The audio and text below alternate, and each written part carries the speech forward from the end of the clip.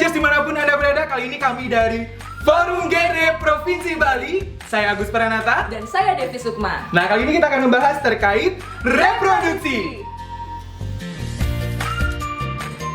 Sobat Gen Rangers, ada 3 hal yang Sobat Gen Rangers perlu dan wajib ketahui terkait reproduksi. Yang pertama, terkait bagaimana ya proses kehamilan dan kehamilan itu bisa terjadi.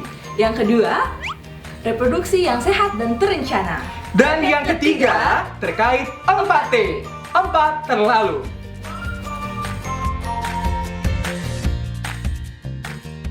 Nah, kali ini kita akan bahas terkait bagaimana ya proses kehamilan itu bisa terjadi. Yang pertama harus ada sel sperma atau spermatozoa yang diproduksi di testis sebanyak 20 hingga 200 juta per harinya. Nah, yang kedua, ada sel telur atau ovum yang diproduksi di ovarium dan ini diproduksi selama siklus menstruasi. Nah, selain itu, ada juga yang namanya struktur anatomi dan hormonal yang normal. Di antaranya, pada laki-laki akan dikatakan normal apabila sel sperma, produksi sperma, lalu ada jumlah sperma, dan pergerakan sperma dalam keadaan baik. Nah, untuk perempuan akan dikatakan baik juga apabila organ-organ reproduksi berfungsi dengan baik. Di antaranya ada vagina, ada uterus atau rahim, ada tuba fallopi, lalu ada yang namanya indung telur atau ovarium, dan yang terakhir ada leher rahim. Nah, selanjutnya ada proses pembuahan. Jadi, saat sel telur sudah bertemu dengan sel sperma dan juga sudah berhasil masuk ke dinding sel telur, maka terjadi proses pembuahan. Nah, selanjutnya Devi, selain proses pembuahan, selama 6-7 hari setelah proses pembuahan, ada nih yang namanya nidasi atau perlekatan. Jadi, setelah pembuahan terjadi, maka terjadilah perlekatan di dinding rahim. Nah, Sobat Geni sudah tahu dong ya bagaimana proses terjadinya kehamilan? Ya, benar sekali. Iya. Lalu sekarang lanjut ke yang namanya proses kehamilan. Nah, kehamilan dapat terjadi apabila adanya hubungan intim atau hubungan seksual. Nah, pada saat ini penis masuk ke dalam vagina.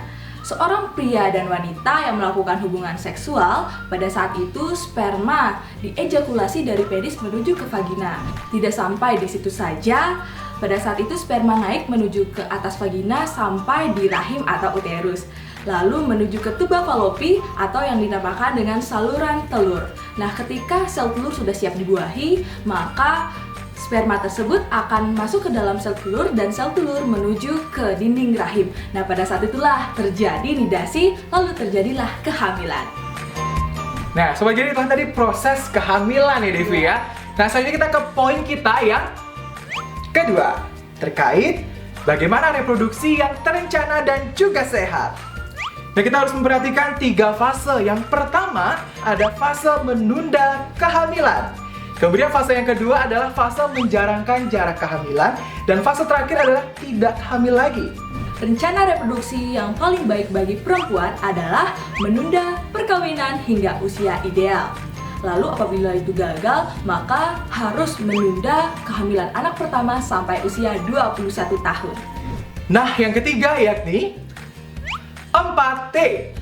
4 terlalu. Nah, yang pertama ada terlalu muda untuk melahirkan, di mana usia melahirkan atau kehamilan di bawah usia 21 tahun. Mengapa perlu dihindari? Karena pada usia ini, rahim dan juga tulang panggul belum sempurna perkembangannya. Kemudian akan menimbulkan perdarahan dan juga berujung pada kematian ibu dan juga bayi. Yang kedua, terlalu tua untuk melahirkan, di mana pada usia di atas 35 tahun, ini berisiko sehingga harus dihindari. Karena pertama sudah menurunnya fungsi organ reproduksi dari seorang wanita. Kemudian juga berisiko pada komplikasi medis seperti ketuban pecah dini, adanya preeklamsi dan penyakit lain yang berujung pada kematian. Nah, selanjutnya ada yang namanya terlalu banyak atau terlalu sering melahirkan. Nah, pada saat ini tentu harus dihindari karena daya tahan tubuh ibu menjadi menurun sehingga mudah terserang penyakit. Lalu yang kedua, tidak harmonisnya keluarga karena ada permasalahan di bidang ekonomi. Nah, dan yang terakhir, yaitu terlalu dekat jarak kelahiran. Nah, hal ini juga harus diwaspadai karena pada saat ini tentu waktu akan terbagi bagi seorang ibu untuk merawat dan menyusui anaknya. Dan tentunya perhatian dari ayah dan ibu tentu akan terbagi apabila terlalu banyak anak. Well, Sobat Genesis berarti udah tahu dong ya hal-hal penting terkait reproduksi. Yang pertama terkait bagaimana proses kehamilan dan kehamilan bisa terjadi. Lalu, reproduksi yang sehat dan terencana. Dan yang terakhir 4T, 4 terlalu. Nah, mulai sekarang, kenali dan jaga organ reproduksi. Dan jadilah generasi berencana. Karena berencana itu keren.